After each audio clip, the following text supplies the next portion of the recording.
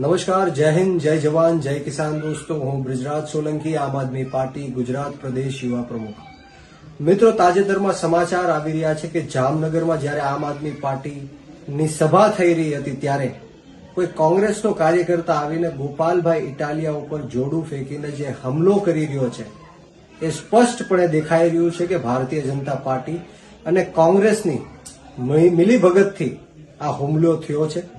જે રીતના ગોપાલભાઈ ઇટાલિયાની લોકપ્રિયતા દિવસે ને દિવસે વધી રહી છે, આમ આદમી પાર્ટીની લોકપ્રિયતા દિવસે ને દિવસે વધી રહી છે, હજારો લોકો દિવસે ને દિવસે આમ આદમી પાર્ટીમાં જોડાઈ રહ્યા છે, સમર્થન આપી રહ્યા છે, ત્યારે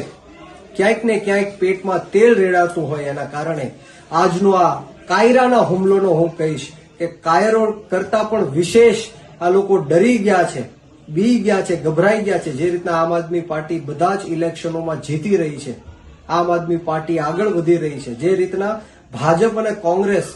આમ આદમી પાર્ટીને વિસાવદરની અંદર ન હરાવી શકી, ગોપાલભાઈ ઇટાલિયાને ન હરાવી શકી, એના કારણે અવારનવાર ગોપાલભાઈ ઇટાલિયાની સભામાં સવાલો પૂછવામાં આવે છે, તકલીફો પહોંચાડવામાં આવે છે અને આજે સ્પષ્ટ થઈ ગયું છે કે ગોપાલભાઈ ઇટાલિયા ઉપર જે હુમલો કરવામાં આવ્યો એના કારણે સમગ્ર ગુજરાતના લોકો ખૂબ જ ગુસ્સામાં છે, ખૂબ જ ભારતીય જનતા પાર્ટી અને કોંગ્રેસનો વિરોધ કરી રહી છે. અને આવો હુમલો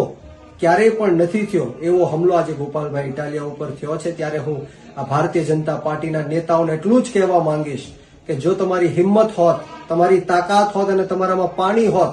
તો વિસાવદરની અંદર ગોપાલભાઈ ઇટાલિયાને તમે હરાવીને દેખાડી ગયા હોત, પરંતુ તમે ત્યાં હરાવી ન શક્યા. આખી ફોજ ઉતારી,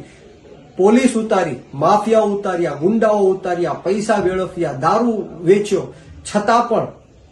આમ આદમી પાર્ટીને લોકોએ જીતાડી, ખેડૂતોએ જીતાડી, યુવાનોએ ગોપાલભાઈ ઇટાલિયાને વિધાનસભા સુધી પહોંચાડ્યા. ત્યારે સ્પષ્ટપણે સમગ્ર ગુજરાતની અંદર એક આક્રોશનો માહોલ છે અને આવનારા દિવસોમાં સમગ્ર ગુજરાતના યુવાનો ગોપાલભાઈ ઇટાલિયાના હક, અધિકાર અને ન્યાય માટે, એમના સમર્થન માટે